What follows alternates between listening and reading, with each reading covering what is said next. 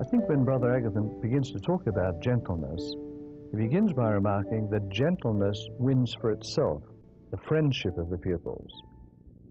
I find that interesting, that he talks about winning the friendship of pupils, not just their respect, not just their attention, but their friendship.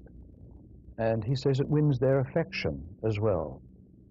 And here, of course, we're following the whole tradition that de La Salle left of trying to touch the hearts of the pupils as one of the major ways of influencing their conduct, but also influencing their lives. And he comes to a remarkable sentence, which I think is really the heart of the whole treatise. And he says very simply, love is won by love. I think this is a very important concept, because he's not just saying a professional kind of air of gentleness. Pupils know they are actually loved in the broad sense of the word.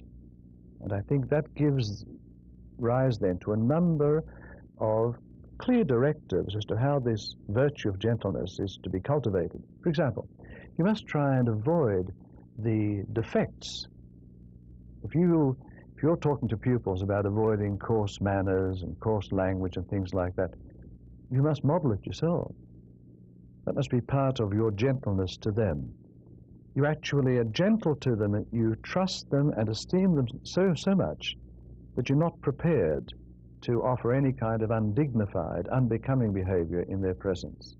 That shows genuine respect and love for them.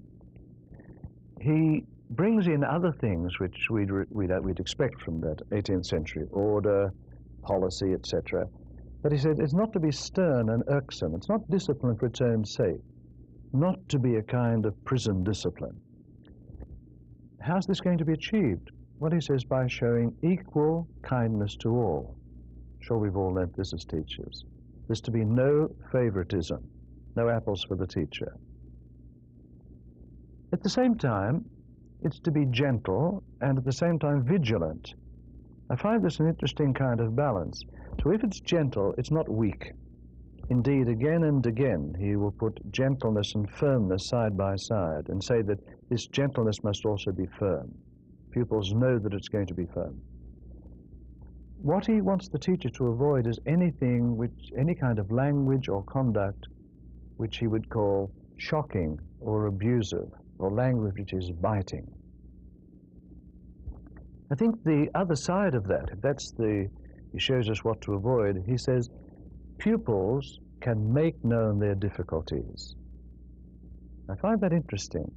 When can pupils make known their difficulties to a teacher? When they trust him, when they know that they can ask a question, or perhaps even raise a question about something that is said, about perhaps a question of learning something, or perhaps about even some particular practice which is going to be commended to the class.